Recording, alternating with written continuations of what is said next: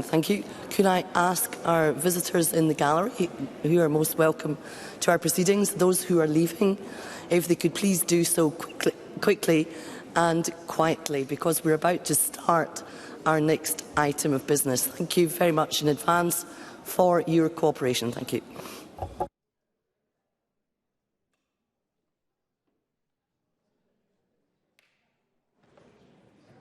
Thank you. The next item of business, and please excuse my voice, I hope it lasts the pace, is a members' business debate on motion 17422 in the name of Ross Greer on addressing the impact of second home ownership in Scotland.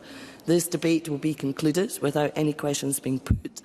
And I would advise members that, as they will be aware, we are resuming our business at 2 p.m.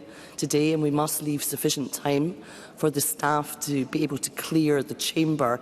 And so I would ask members if they could please stick to the agreed speaking time that they have signed up to.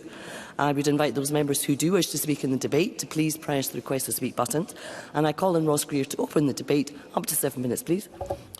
Thank you, Presiding Officer. And can I start by thanking all those members who signed my motion and who gave us the opportunity to discuss this issue today, particularly those that I admittedly harassed to make sure that I had received the now support of 3 different parties. We're into a new era for members' business debates requiring 3 rather than 2 parties' support due to the recent changes in composition. So I am particularly grateful for those I chased round corridors to make sure that they had seen this. Presiding Officer, it was exactly a year ago today that Parliament declared a housing emergency in Scotland, and Laura, who's married and has 4 children, aged 4, 5, 13 and 17, was speaking to the BBC today, a year on from that declaration. Her family became homeless in June 2021 after being evicted by their landlord from a privately rented home. And she said to the BBC today, "Calling it a housing emergency and not doing anything about it isn't helping anyone." Late last year, there were 10,000 children in temporary accommodation in Scotland. As of this spring, there were more children in temporary accommodation in Edinburgh than in all of Wales. Now, there's no single cause of this crisis. Sky-high rents, far outstripping wage growth, have made it simply unaffordable for many people in the private rented sector in particular. A lack of rights for tenants and poor enforcement against dodgy landlords has resulted in exploitation. Now, the housing bill drafted by my Green colleague Patrick Harvey will significantly improve that. If that bill is passed by Parliament, it will deliver rent controls, more rights for tenants. It will make it harder to evict tenants, which is absolutely key. But one of the most important issues here is that there simply are not enough affordable and available homes across Scotland. But there's little point in building more, particularly in the worst affected communities, if those homes then will not be available to those who actually need somewhere to live. Because in many areas, desperately needed houses are being bought and used as holiday homes or short-term lets. Across Scotland, about 1% of all homes are second homes. But in Loch Lomond and the Trossachs, it's 5%. In the Cairngorms, it's 12%, and that rises to about 20% in towns like Braemar.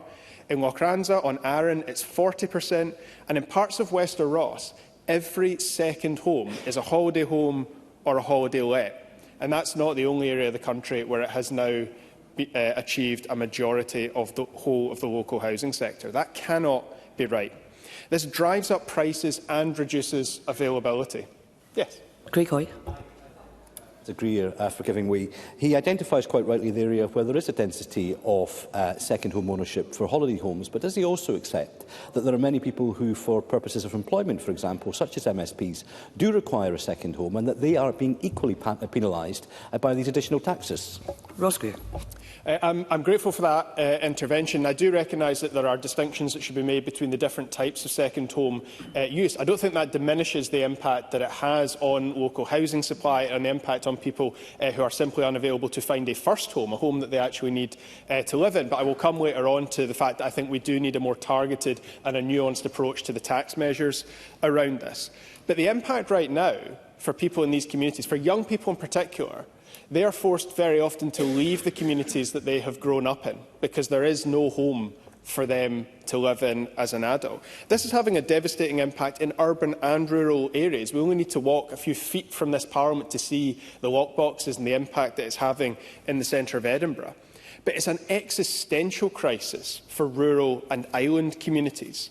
For those who have children or who want to have children, they are being forced to leave because there is not a home to raise their family in. As a result of that, schools in these communities close. Communities can't continue without young families, without children. I've heard people say that it's like living in a museum or a theme park to be in an area that is increasingly dominated by homes that sit empty for most of the year. They lose their status. They lose that feeling of being a real community.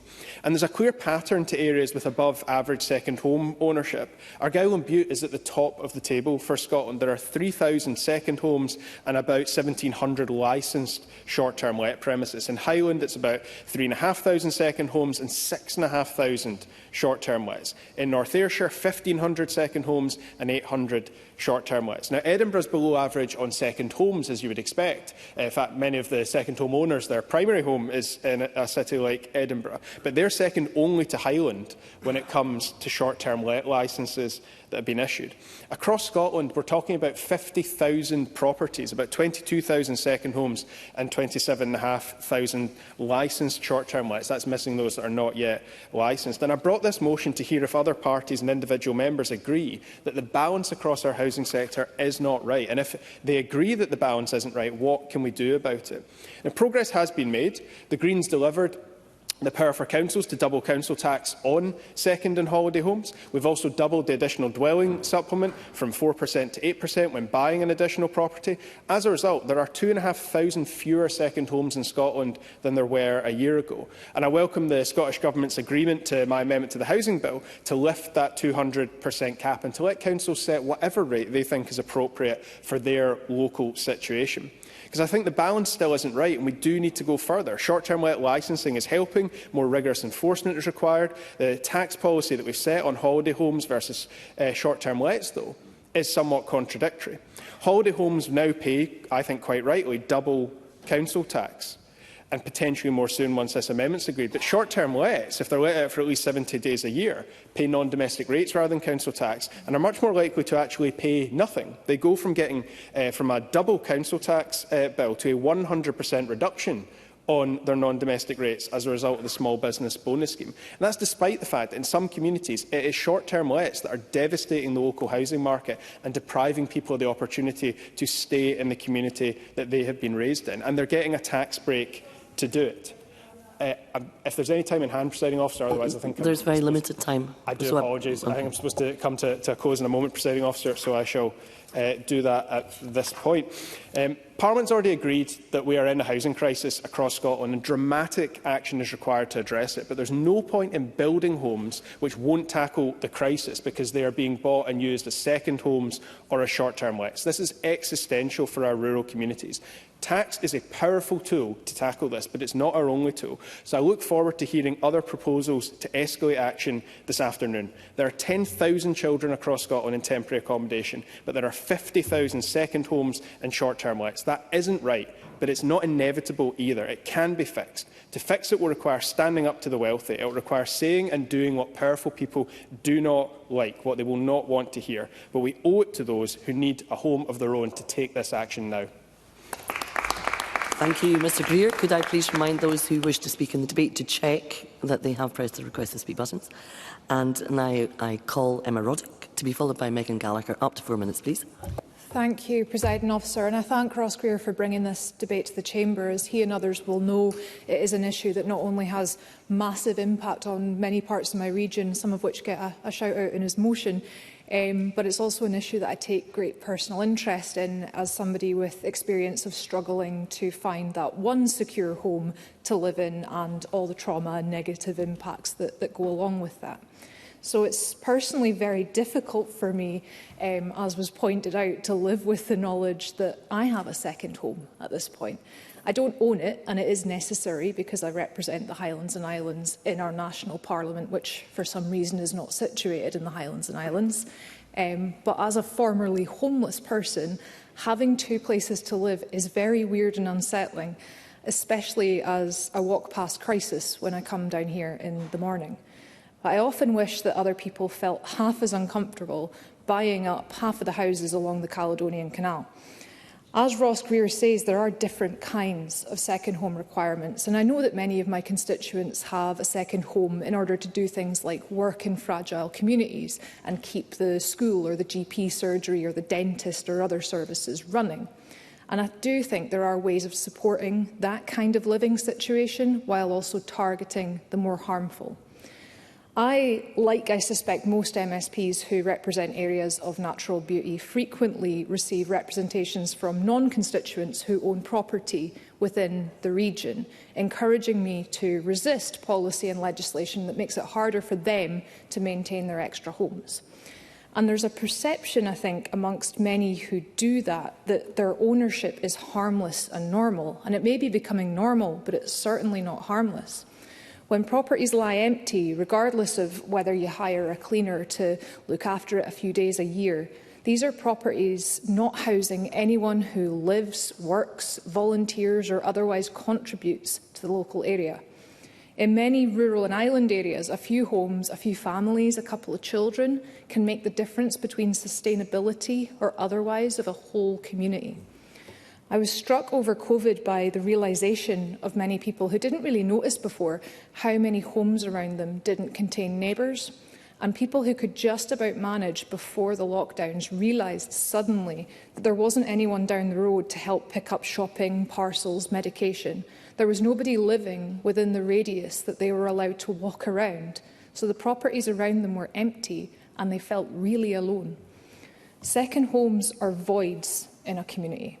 That almost every council now charges their owners extra council tax is a step forward in addressing the lack of societal value that they bring, but I think Ross Greer is absolutely right that more can be done. Those purchasing extra homes should be aware of their impact and their responsibility to the community that they want to appreciate.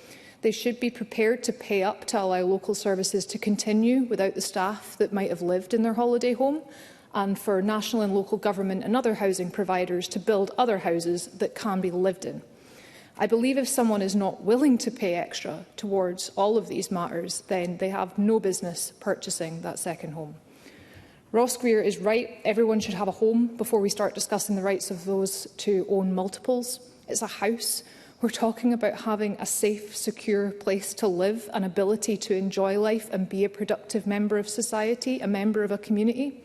Nobody should be sitting without one or leaving their community or passing unskilled work because there's not affordable housing available, while others are fighting for their right not to be taxed on their second or third or fourth. Thank you.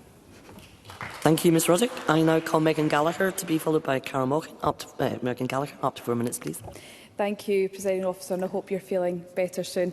One of my favourite comic book strips when I was growing up was The Broons. The Broons, of course, are a staple in many Scottish households, with generations eagerly awaiting the next edition published by the Sunday Post each week, and, of course, the annual that many people collect each year.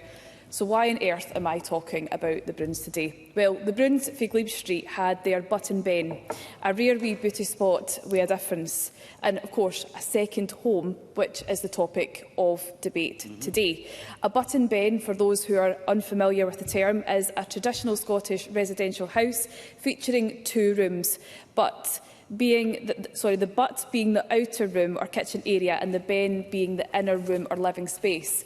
But the Broons, a typically working class family who live in a tenement flat, had that second home in the Highlands a relatively short distance from their home. The Broons belonged to more than one community. Second home ownership is intrinsically Scottish. The fictional Broons, of course, enjoyed their weekends there, and although the younger Broons needed some encouragement to enjoy their short breaks, the family had many an adventure while enjoying some time away with the family. One short comic strip section even shows how the family renovated the Button Ben, bringing the property back into use. The point I'm raising here is that second homes are not always for the rich and wealthy. And I do hope that that is taken into consideration as part of this debate today, because ordinary working Scots are also involved in second home ownership. I certainly will. Ross Greer. I'm very grateful to the member for taking the intervention, and I would agree, and historically that has been a prominent part of Scottish life. A generation ago, my working class family from Maryhill had a hut at Carbeth, but would she acknowledge that the balance of second home ownership has skewed massively towards those who are far wealthier in our society over the last 20 to 30 years in particular, and the prospect of owning a second home in this country is now far out of reach for the vast majority of working class Scots. Megan Gallagher. But that's why we need to look at the whole of our housing sector. We need to build more homes in order to tackle the housing emergency. We're not going to do it otherwise, because as it stands, supply completely outweighs the demand of people needing homes. But I think that's something that we can all actually agree on in terms of the point. But in terms of properties available in certain areas, I had a look just before coming into the debate today, and in terms of the North Ayrshire, because I know that's the area that the member represents. If we look at Arran in particular, just as a silo, 81 properties are available on Arran right now.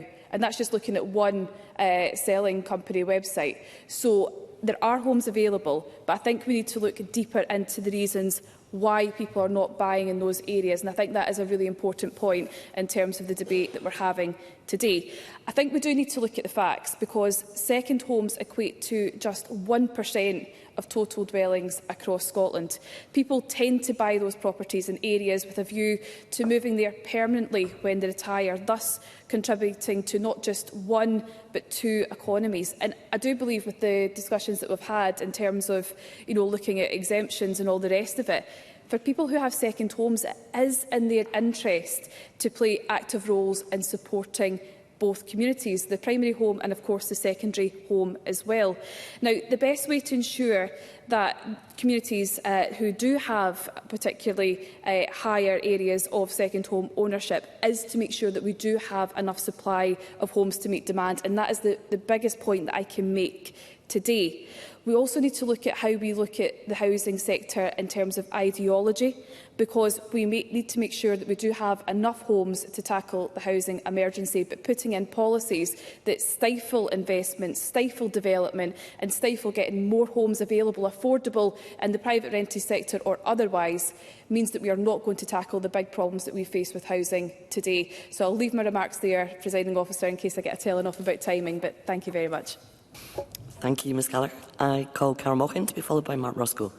Ms Mochan. Thank you very much, Presiding Officer. And can I draw people's attention to my register of interest, having previously owned property to rent?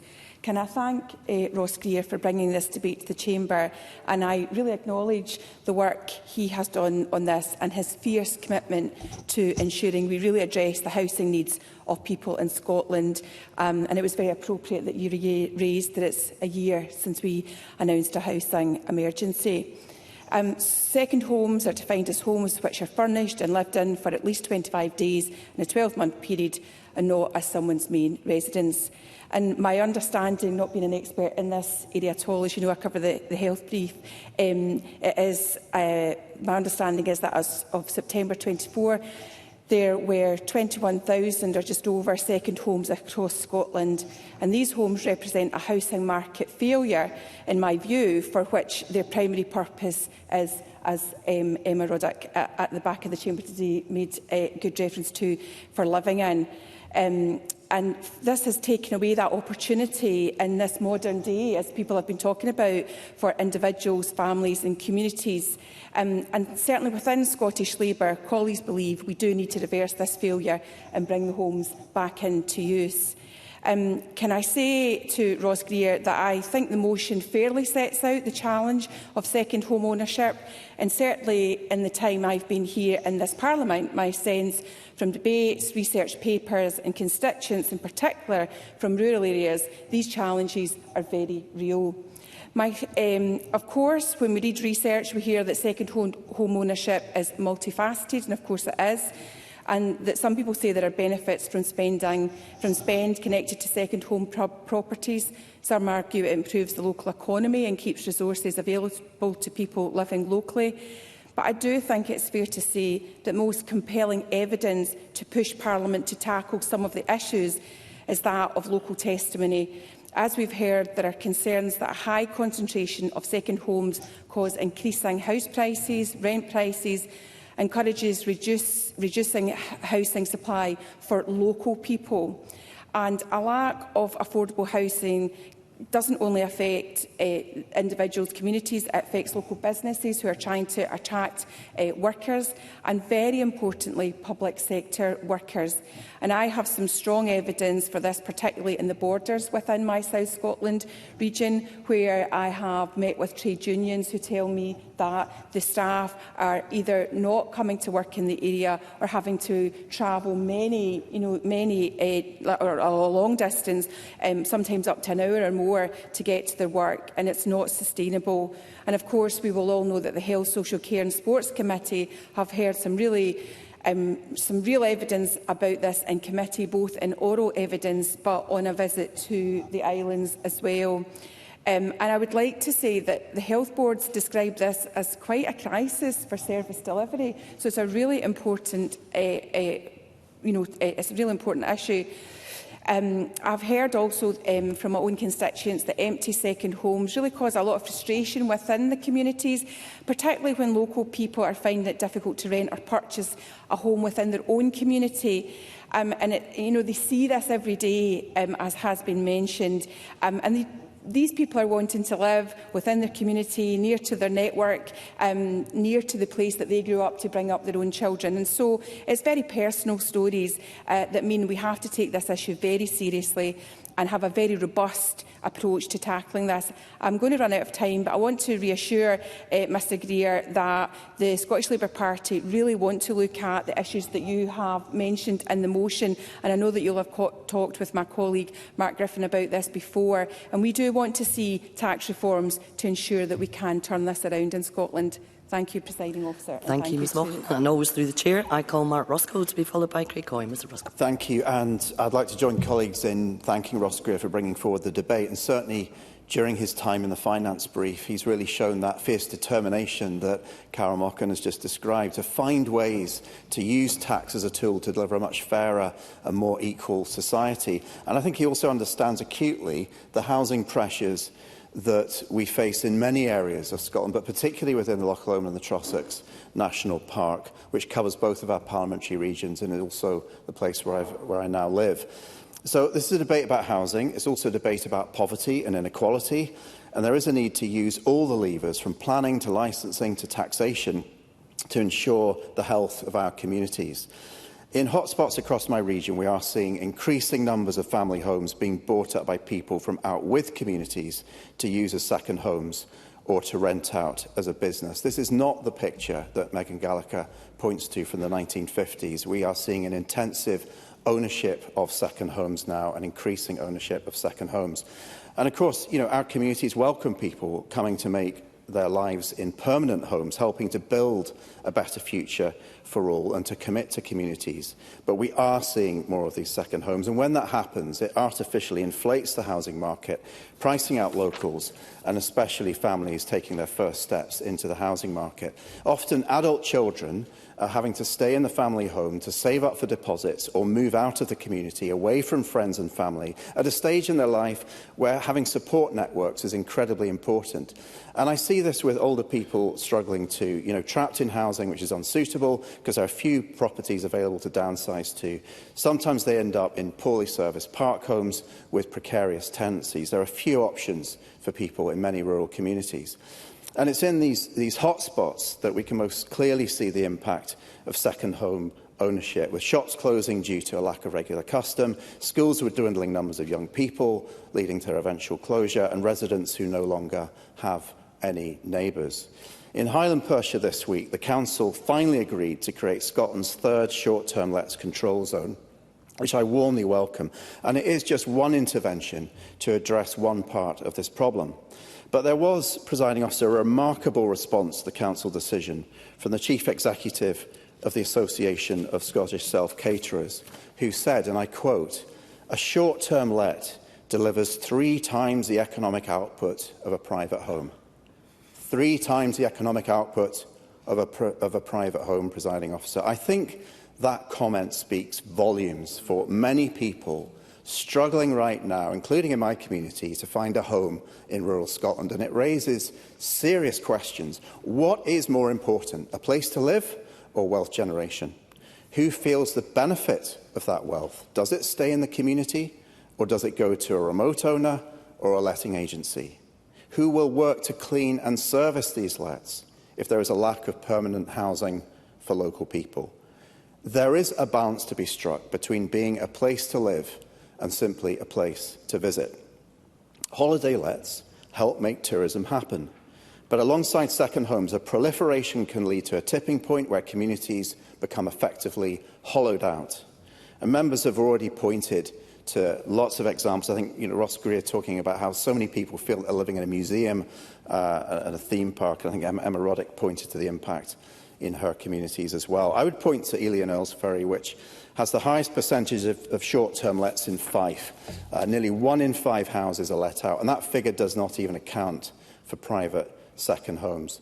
So I welcome the opportunity to have this debate. Every community will have a different and complex set of housing issues to deal with, but all the tools in the box are needed to create a better balance of housing, particularly in rural Scotland. We should not be afraid to give communities, councils and national parks the powers that they genuinely need, Minister, to achieve this.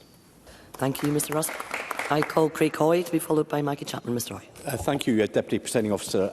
Whilst I accept that some of what has been said so far today is valid, and that in some parts of Scotland there are issues in terms of the concentration of second homes, I wanted to dwell perhaps on some of the unintended or perhaps intended consequences of some of the fiscal measures that have been taken in respect of second home ownership in Scotland today, and perhaps put a couple of examples to the Minister that he may take away in order to give further consideration with the the Finance Secretary to consider how better perhaps these taxes, if they are to remain, could be applied. At the outset, I do say I think that there are 2 reasons for these taxes to come in. One is ideological, and the second is that the government needs to get money from wherever it can find it. And the same goes for local authorities, who, given the power to potentially levy an 100% additional supplement on council tax, are going to be will be doing it because of the financial pressures they face as a result of SNP year-on-year real terms cuts to their finances. I think this approach that the government is now adopting is a very blunt instrument. It is indiscriminate and it is, I think, arbitrary, and it is pulling people into these additional tax measures who I honestly don't believe should be caught in this trap. And I want to put...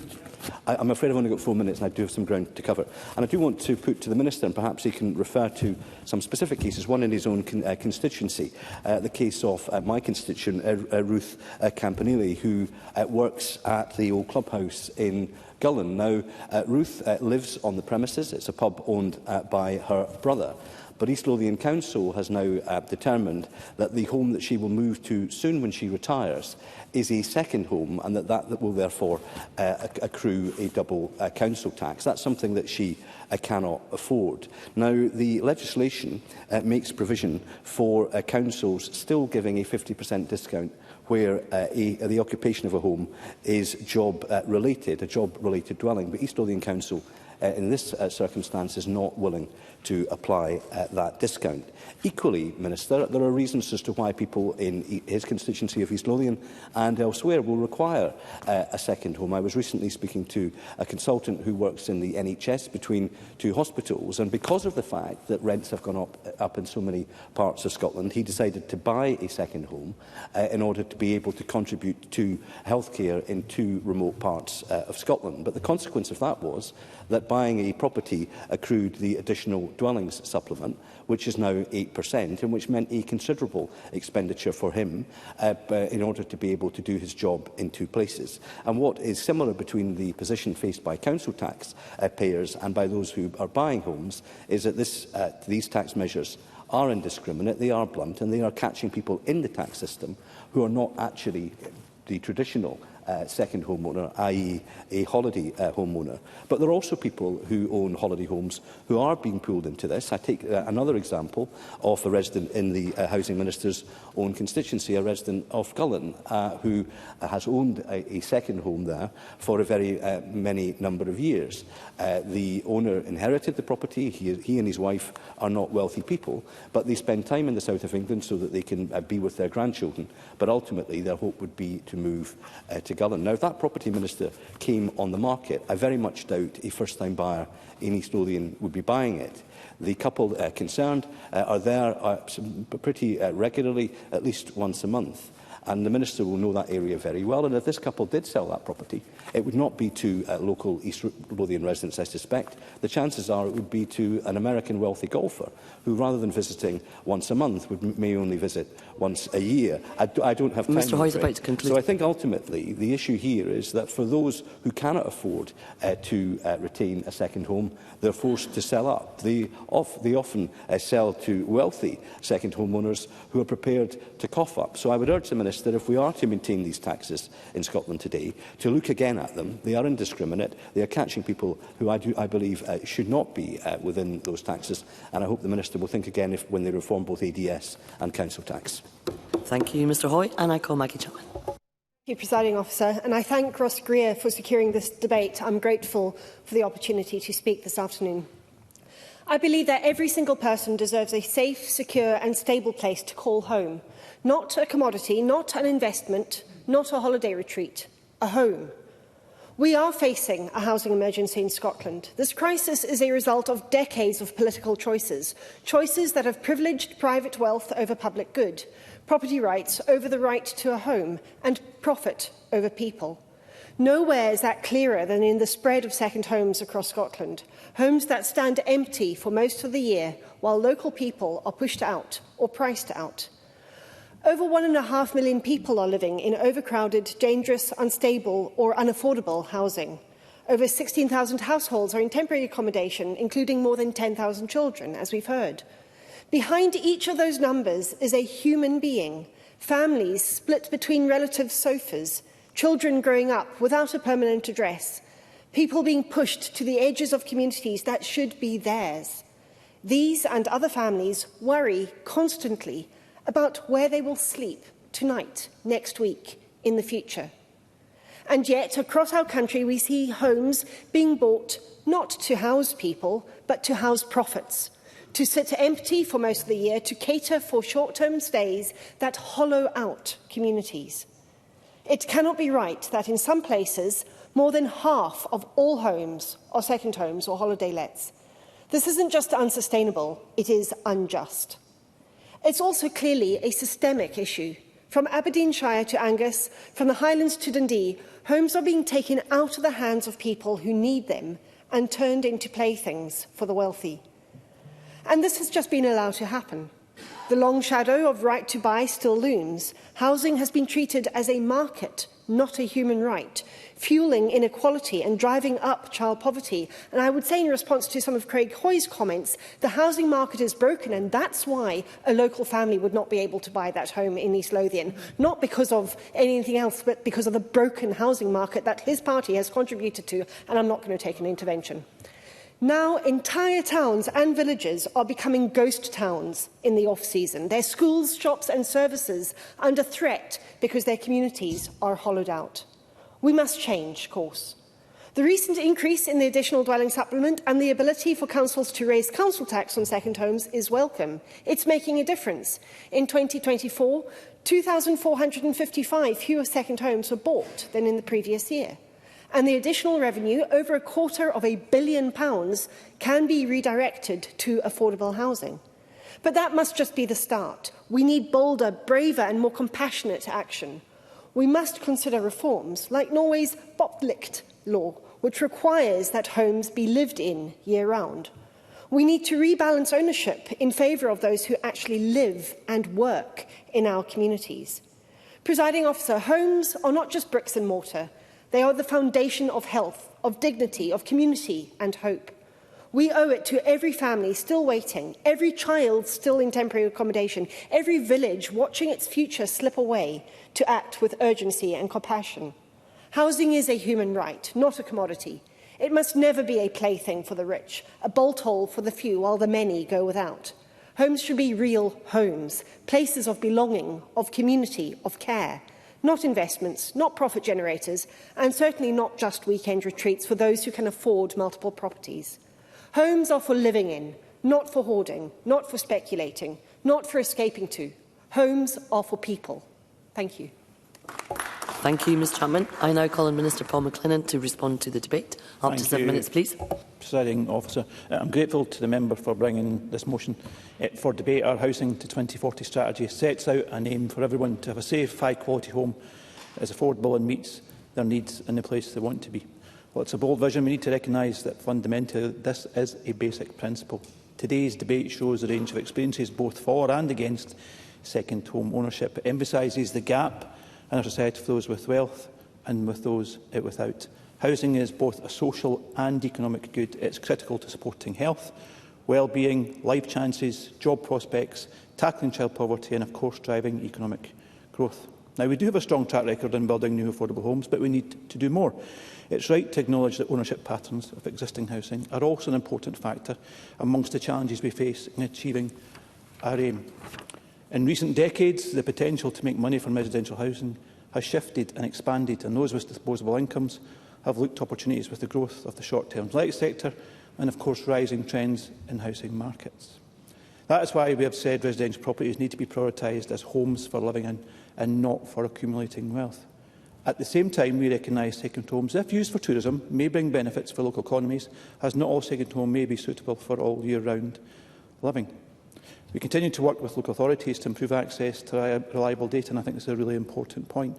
Ross Greer is right that 1% of all homes in Scotland are second homes, but we've heard, as we have today, there are wide variations across local authority areas with clear concentrations in rural locations, and I'll touch on that in a little second. We believe that local areas are therefore best placed to make decisions about how to find the right balance to ensure availability of homes to meet local needs and community sustainability.